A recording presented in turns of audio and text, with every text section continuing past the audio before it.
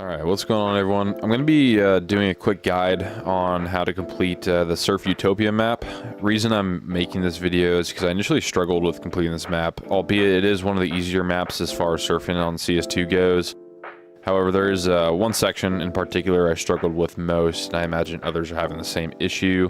So I just want to do a brief overview on how I completed this map with some tips and tricks in regards to completing this map in an efficient manner. So if you're completely new to surfing, I will go over the basics real quick, but if you're not, you can skip to the next section when I get to the map specific tips. All sections of the video are time-stamped. So the idea is that you need to stay on the ledges to keep advancing through the map. How you do this is by pressing the A or D key depending on what side of the ledge you are on and if you are on a curve.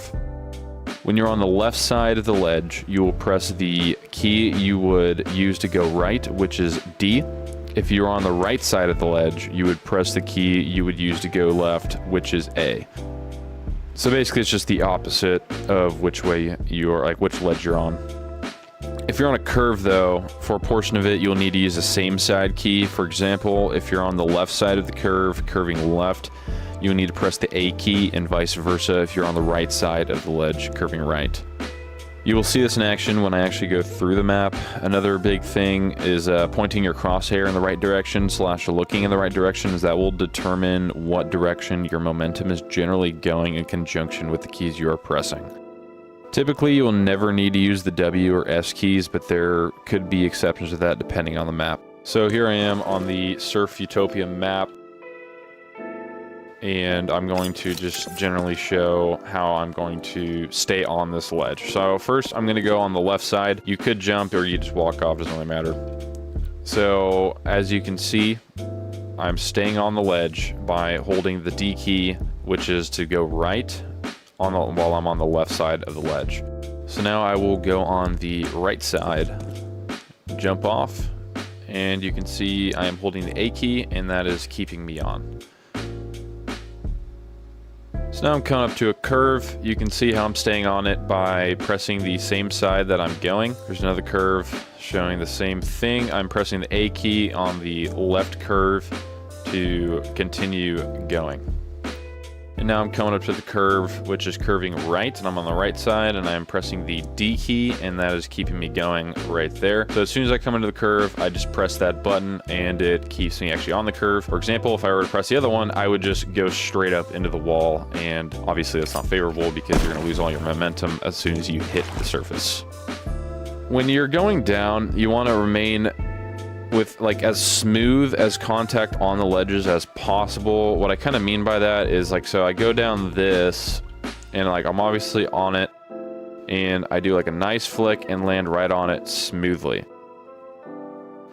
If I were to, for like an example of what's like bad to go, is if I go down and I'm on your smooth, go up, and then like I hit it, oh, I just lost all my speed. And now I'm gonna die. The idea is that you want to have this like as smooth as possible to maintain that speed, because every like rough hit of contact will drastically decrease your momentum. Alright, so now I'm actually going to go through how to actually get through this map specifically. So for the first portion, which I'm going to just say is up until the big jump over that open space where these like, so you can go either left or right. When these actually two paths can join, that's when I'll say the second step starts. Big thing for this one is just keeping and building speed, because once you get past the second section, it's kind of, or even in the second section, it's kind of harder to build speed. This is where you're going to build most of it.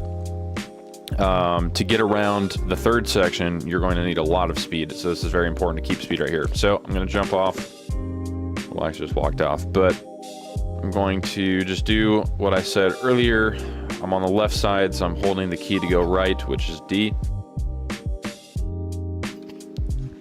And then now I'm on the curve, so I'm going to press the button to go the same side. And then as you can see, I'm kind of like barely flicking my crosshair. This helps to just keep my momentum going in the right direction. So that is the first section right here. So you see there's the two paths conjoining. You can go left or right in the beginning. It does not matter. It's up to personal preference, but you'll eventually meet right here. So as you can see, it's pretty simple. Big thing is just negotiating those curves without losing too much speed. Because you can notice if I get up to this curve and I am not moving my crosshair in the right direction, like I'm losing speed, I am fighting because I'm getting off of the ledge. You want to remain with as much contact on the ledge at all times, because if I'm doing this, like I'm getting off the ledge, it's kind of messing things up. So very important that throughout the entire time you are continuously moving your mouse along with the curve. That is just as important as pressing the right key, because if you don't do that, you're going to lose speed, and then in section 3 you will not be able to get around the cylinder. So I'm coming up to section 2 here, and you're going to jump on this, immediately flick to the other side. I took that jump a little bit too high, doesn't really matter. And then you're going to be immediately faced with another curve and another one right here. And then here's section 3 starting right here.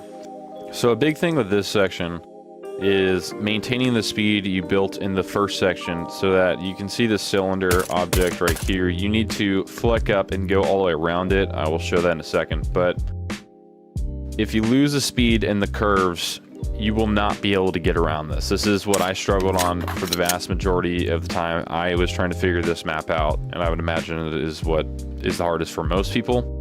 So highly recommend just focusing on maintaining whatever speed you gain during the first section, so that you can negotiate this cylinder relatively smoothly. So as I'm coming up to this third section, I'm going to jump onto this ramp, immediately hit this,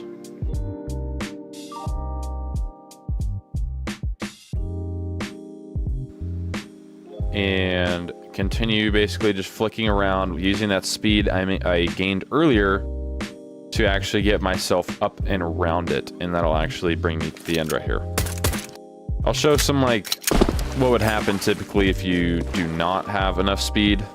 So I'm gonna come up to here and just like kill speed by doing some of this. All right, so I'm gonna go around, and obviously like you're just gonna fall way before you get there.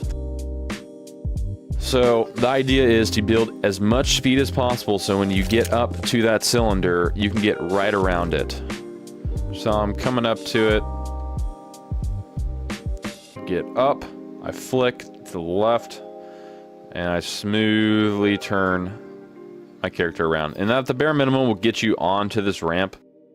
If you don't have enough speed, you probably won't make it around, because you're just gonna hit the ground like over there. But if you can at least make it on this ramp, like you're getting around the cylinder, that is the hardest part. Building the speed over time shouldn't be much harder. So coming up to that third section again, gonna hit this, get down on this ramp, go up, flick, smooth mouse turn all the way around, land cleanly on this ramp, negotiate that corner, get up at the top, hit this ramp right here. Now it's easy, smooth sailing. Obviously you're just gonna hit this and then hold down all the way up. Boom, you did it. So essentially, I mean, there really wasn't like too much to talk about. Mostly that corner with the cylinder to get around. Just do it exactly as I do it, and as long as you have enough speed, you'll get around it just fine. I'm going to do just a run of the entire map with no commentary. You can just check the keyboard on the screen to see what I'm pressing, just mimic those movements, and you will be able to get through the map just fine.